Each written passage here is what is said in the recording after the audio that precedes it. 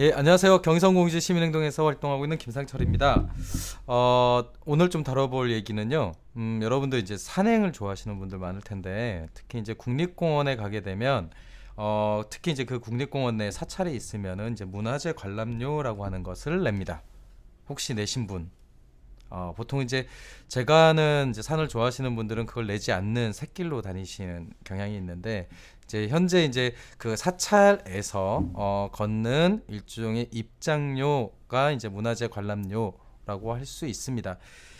이게 원래는 국립공원 입장료 형태로 해서 유지되다가 이게 이제 법이 폐지되면서 2007년도에 국립공원 입장료가 폐지가 됩니다. 그러니까 이제 국립공원을 관람하고 이용하는 것은 국민의 당연한 권리인데 여기에 이제 입장료 수입을 얻는 게 말이 되냐? 이러면서 이제 이게 폐지가 됐던 건데요. 문제는 이 국립공원 입장료 내에 들어가 있는 그 사찰에게 지원하는 돈이 이제 문제가 됐던 겁니다.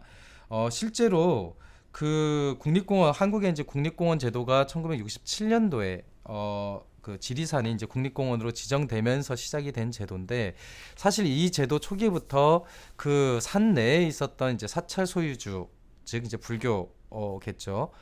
불교 종단하고 굉장히 갈등이 있었습니다.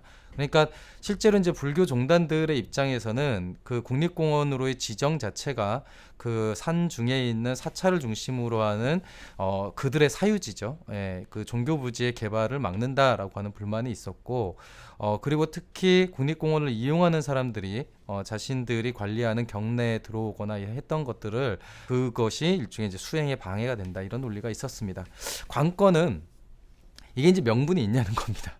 그러니까 2007년도에 국립공원 입장료가 폐지가 되고 이제 뭐 문화재 관람료 형태로 해갖고 지금까지 이제 이 제도가 존속이 되고 있는데 여전히 이제 국민들 입장에서는 불만이 있죠. 굳이 경내에 들어가지 않아도 그 비용을 계속 징수하고 있기 때문에 그런데요.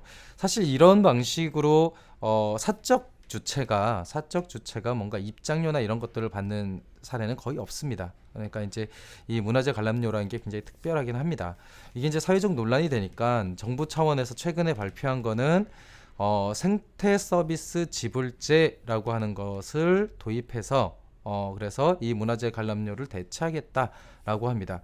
사실 이제 이 낯선 개념이 나오는 거죠. 생태 서비스 지불제라고 하는 건데 원래 이 생태 서비스 지불제라고 하는 거는 어떤 개념이냐면 자연 그대로 보존되는 그 생태계가 사회적 경제적으로 굉장히 많은 후생을 준다라는 그 개념에서 나옵니다. 그러니까 보존하는 것만으로도 굉장히 많은 사회적 경제적 기여를 하고 있으니 이 부분에 대해서 가치를 부여해야 된다는 거죠. 그 전까지 소위 뭐 생물종의 다양성을 보호하거나 혹은 국립공원과 같이 제도적으로 이런 데는 개발하지 맙시다. 뭐 이렇게 해도 그게 이제 일종의 국민들 입장에서는 비용으로 보였던 겁니다. 그러니까 구태여 저 개발해야 될 때를 저렇게 막아서 개발하지 못하도록 하는 게 일종의 손해 아니야? 뭐 이제 이런 입장인 거죠. 근데 이제 그 발상을 뒤집은 겁니다. 오히려 생물종의 종 다양성을 유지하고 천연 자원들을 유지하고 보존하는 것 자체가 사회적으로 오히려 긍정적이다, 즉 수익이 된다. 라고 하는 개념입니다. 이 표현에서 알 수 있듯이 생태계 서비스 지불제라고 하는 것은 굉장히 경제적 접근, 좀 더 본질적으로 얘기하면 시장적 접근입니다.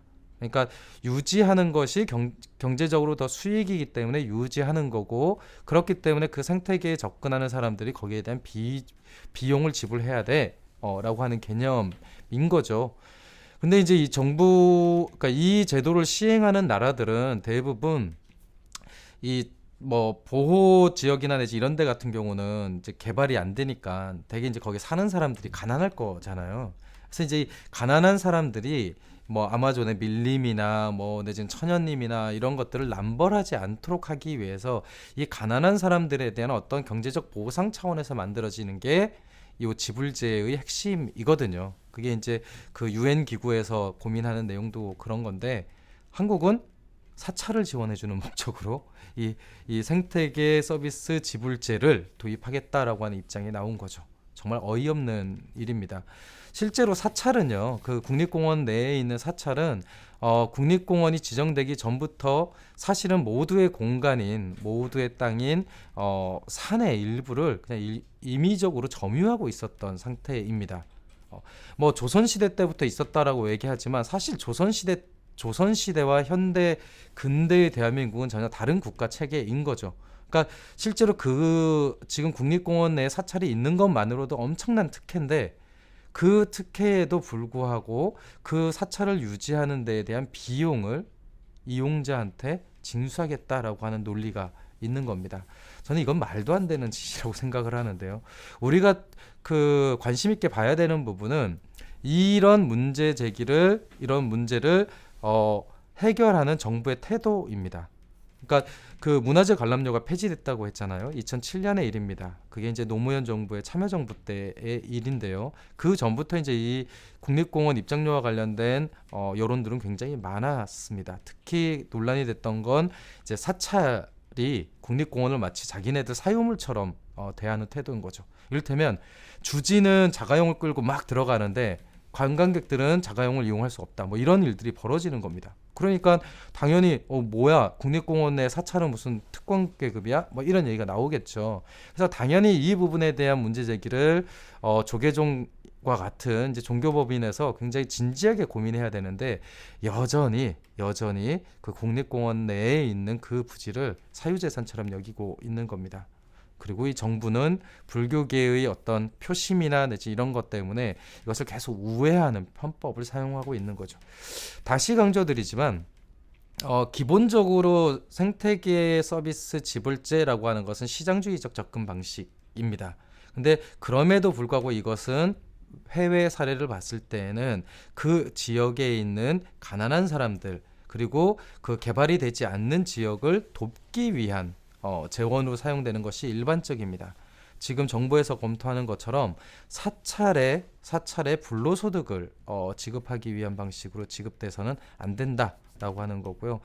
저는 특히 이제 제 주변에 산을 좋아하는 분들이 많은데 이 부분을 좀 관심 있게 지켜봐 주셨으면 좋겠습니다. 아무리 종교계가 뭐 정치권이나 이런 데에 많은 영향력을 미친다 해도 국민들이 내는 부담을 그 종교에게 이렇게 불로소득으로 안기는 것은 굉장히 큰 문제가 아닌가 싶습니다. 한번 지켜보시죠. 뭐 최근에 이제 환경부가 연구 용역 낸다고 하니까 올해 말 정도에 아마 연구 용역 결과가 나오면 내년도에 제도화와 관련된 내용들이 좀 이야기가 될 겁니다. 예, 그때 한번 다시 다뤄보겠습니다.